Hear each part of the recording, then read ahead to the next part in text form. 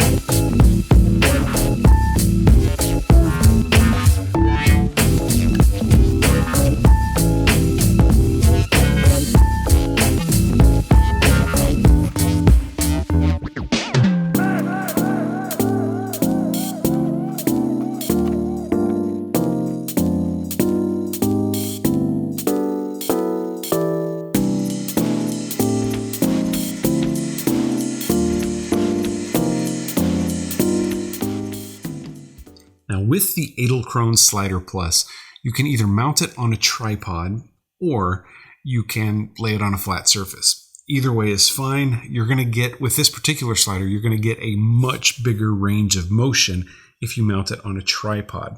And I'll show you that in a minute. It's really cool.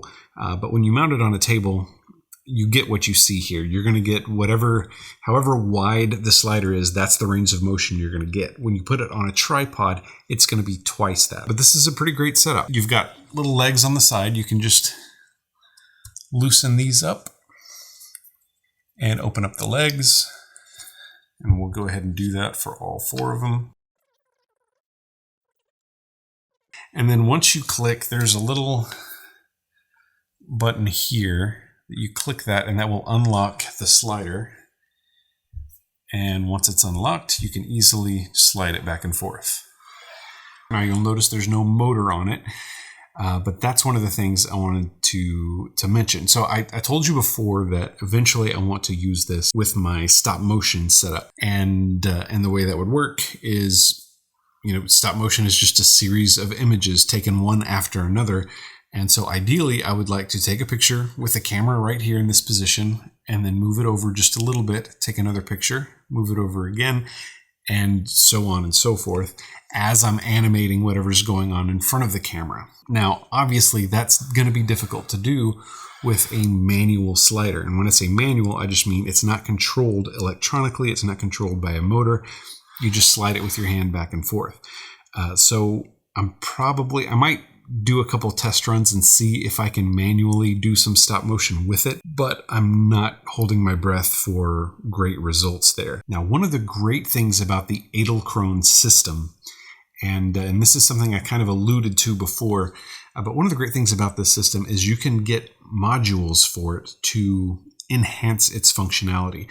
Like I mentioned, right now it's just a manual slider. You can slide it back and forth with your hand and you can get some pretty smooth motion that way, but you're very limited to the types of things you can do. For example, if you were shooting video of yourself, you couldn't really control the slider unless you had somebody else working the camera.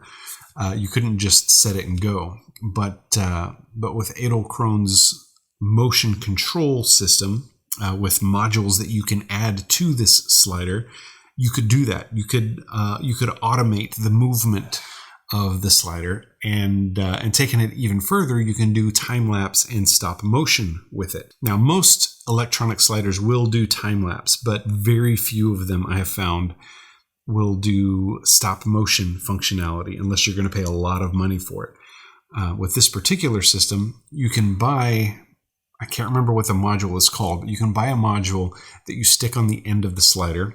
And I'll put a link to all this in the description below.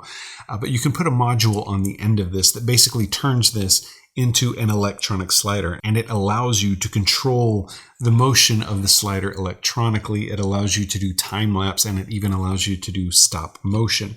With the stop motion feature, in fact, with any of the features, whether you're shooting stop motion, time lapse, or regular video, one of the great things you can do with this is you can get another module that's a camera head that can do pan and tilt. So you can turn your camera to the left and right, you can move it up and down, and you can even control all of that electronically.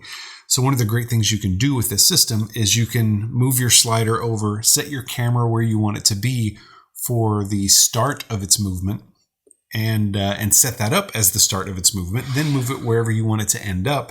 Change the camera, turn it, change the angle, however you want to do it, and set that as the end of the movement. Then you could start the video on your camera and start the movement on the tripod, and the tripod will just move as the slider will move as the tilt and pan head moves along with it, from whatever you set up as the starting position to whatever you set up as the ending position. And for stop motion, this is great because you can set up that start and end position, and then you can tell it how many steps you want in between. And so you could set it up in its starting position, take a picture, and then it would just move ever so slightly towards the end position until you finally get there. So again, you can set up not only your start and end position, but also how long you want it to take to get there in terms of frames. So again, this is a really flexible system, and the thing I really like about it, aside from its functionality, is the fact that you can start small and build up as you go. But yeah, let's take a look at what this looks like on a tripod. Now, I don't have a super fancy tripod with a super fancy fluid head. Now, ideally, you want as sturdy of a tripod and as sturdy of a tripod head as possible if you're going to mount this slider to a tripod. I've got a somewhat sturdy, this isn't a flimsy Walmart tripod. It's a pretty sturdy tripod, so I'm not nervous about mounting the slider to this tripod. The problem is, slider itself, if we look at the bottom of it, this is where you would mount right here. This is where you would mount it to the tripod. And that is not the same size as the plate that I have for my tripod. So I've got this little screw. I can't remember the size. And it's much smaller than the screw that would go in here. So I actually got a couple of years ago, I got a little bag full of screw adapters for cameras. So you can search for camera screw adapter on Amazon, and I think you'll find something. But one of the many pieces inside that bag was this little guy right here, which screws right on to this guy. So I can screw that on here, and actually it'll be easy if I do this the other way, if I put it in here first. And it basically just expands the size of this screw so that it will fit here. So I'm actually going to put it here first. And once we screw that in, you'll notice that it does have a little grip so that you can tighten it and loosen it with a coin, so you don't have to worry about it getting stuck in there. So we'll tighten that up. And then we can take the tripod plate here. And one thing I had to do, just so you know, for this tripod plate, it did have a little metal piece that stuck up right here. And I actually ended up taking that metal piece out because the slider kept banging against it and I couldn't move the slider back and forth. Obviously that wasn't ideal, so I just took that piece out. So if you have anything sticking up, you want to make sure that you get rid of that so that your slider can move fluidly back and forth without banging into anything. So that's very important. So now that this has been adapted, we can attach the plate to it, and then once the plate is attached, we can throw this on top of our tripod and see how well it moves. And there we go. So now when I unlock the slider, you're going to see just how much more movement we have. And obviously at this point you would put a camera here. We're not going to do that for the sake of this demonstration, but remember before I told you that when you're using this on a tripod, you get twice the range of motion, and you're about to see how that works. And there we go. So now when we unlock this thing, you'll see that as we move it back and forth, gotta unlock it, there we go. You'll see that the entire slider moves along with it. So its range of motion is basically twice the width of what you're seeing here. That works really well.